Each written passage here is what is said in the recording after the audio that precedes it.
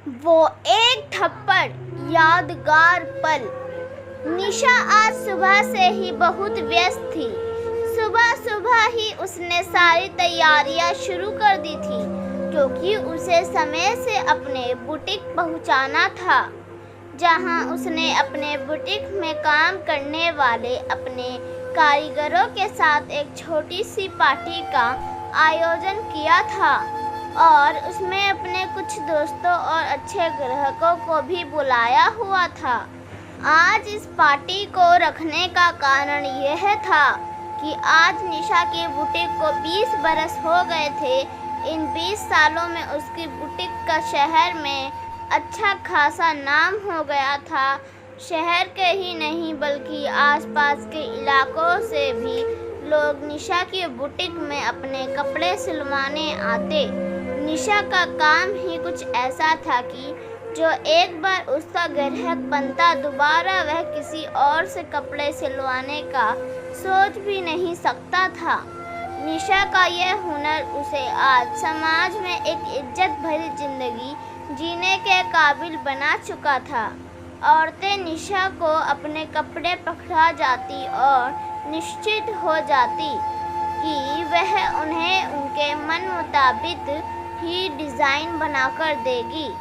निशा भी काम की बड़ी पक्की थी और अपने इसी काम के प्रति लगन और निष्ठा ने आज इसे इस मुकाम तक पहुंचाया था कि वह आज अपने इकलौते बेटे को अपनी इसी बुटीक के दम पर MBA करवा रही थी।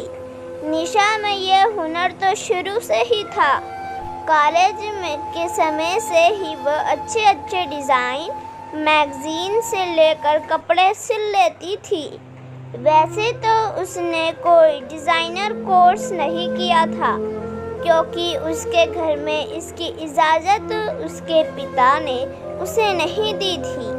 लेकिन उसने अपने मोहल्ले के ही एक सिलाई केंद्र से सिलाई सीख ली थी और नए नए डिज़ाइन तैयार करने का जुनून उसे शुरू से ही रहा था। उसकी सहेलियां भी उसके बनाए हुए डिज़ाइनर के मुरीद थी और उसे अपना खुद का बुटीक खोलने के लिए कहती। लेकिन निशा को पता था कि उसके पिता इसकी इजाज़त उसे कभी नहीं देंगे, और हुआ भी ऐसा ही। निशा को वह पल अच्छी तरह याद है जब ग्रेजुएशन का रिजल्ट लेकर वह अपने घर लौटी थी और कितनी खुश थी, क्योंकि उसने फर्स्ट डिवीज़न में अपनी परीक्षा पास की थी। लेकिन घर पहुंचने पर उसे पता चला कि उसके पिता ने अपने दोस्त के बेटे से ही उसका रिश्ता तय कर दिया था। पापा, आप ये कैसे कर सकते हैं? मुझसे बिना पूछे ही मेरा रिश्ता आपने तय कर दिया। निशा ने गुस्से से अपने पिता को पूछा था। हाँ, हमारे यहाँ रिश्ता तय करने से पहले लड़कियों को पूछा नहीं जाता, और क्या बुराई है? उस लड़के में अच्छा खाता पीता और देखा भला परिवार है। पिता ने जवाब दिया, पर मुझे तो अभी आगे पढ़ना है। बहुत पढ़ चुकी हो तुम, और आज से 2 महीने के बाद तुम्हारी शादी तय कर दी गई है। अब यह पढ़ाई लिखाई छोड़ो और माँ से घर के काम सीखो। पिता ने अपना एक तरफा फैसला सुना दिया था। निशा जानती थी कि पिता के साथ बहस करने का कोई फ़ायदा नहीं, इसलिए उसने चुप रहकर पिता का फैसला मान लिया। निशा का एक छोटा भाई था जो कि अभी कॉलेज में ही पढ़ाई कर रहा था। निशा की माँ गृहिणी थी और पिता का अपना अच्छा खासा व्यवसाय था। जिस लड़के से निशा की शादी होने थी उसका नाम दिनेश था और वह अपने पिता के साथ ही व्यापार में उनका हाथ बटाता था।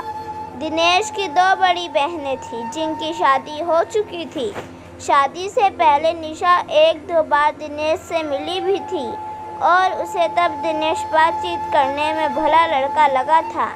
खैर, पूरे 2 महीने के बाद निशा शादी कर ससुराल की दहलीज लांघ गई।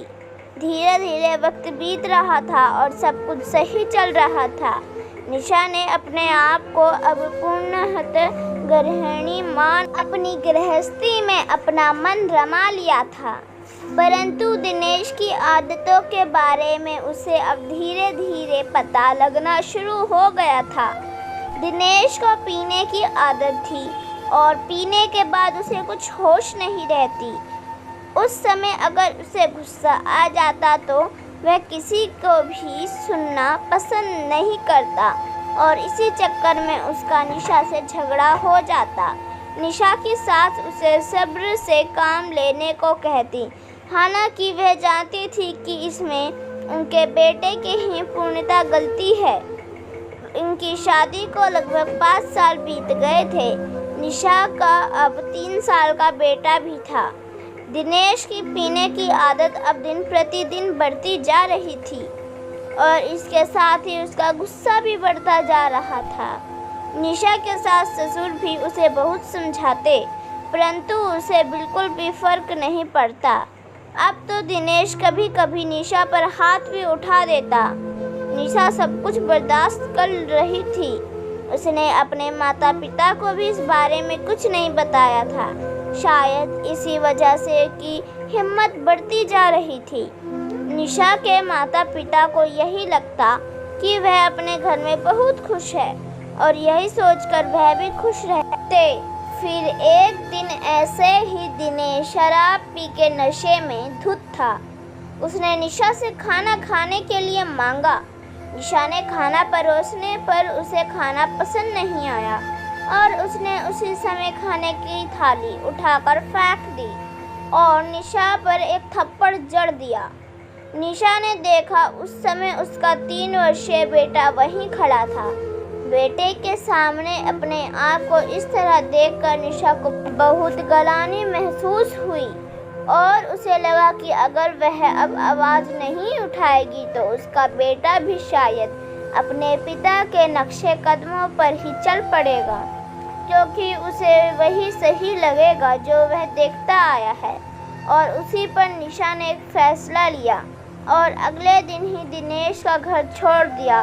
दिनेश और उसके माता पिता ने बहुत समझाने की कोशिश की, पर निशा को अपने से ज़्यादा अपने बेटे की भविष्य की चिंता थी। निशा उसी पल घर छोड़कर अपनी सहेली के यहाँ चली गई। वह अपने माता पिता को भी इस बारे में कुछ नहीं बताना चाहती थी, पर दिनेश ने उसके माता पिता को खबर कर दी और उन्हें उसे समझाकर वापस घर भेजने को कहा।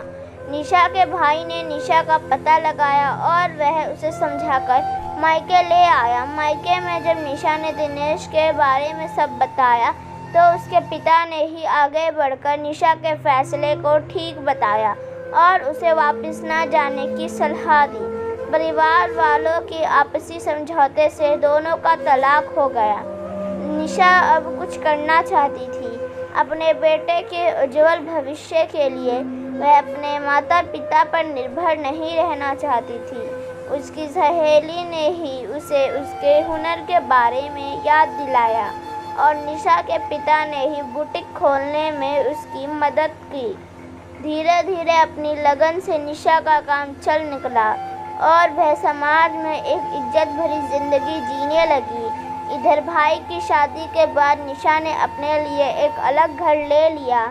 माता पिता ने उसे मायके में ही रहने की सलाह दी, पर निशा नहीं मानी। निशा के पिता अक्सर अपने आप को उसकी किस्मत का दोषी मानते और निशा उन्हें समझाती हुई बोलती, पिताजी इसमें आपका क्या दोष, मेरी किस्मत में जो होना था वो हो गया।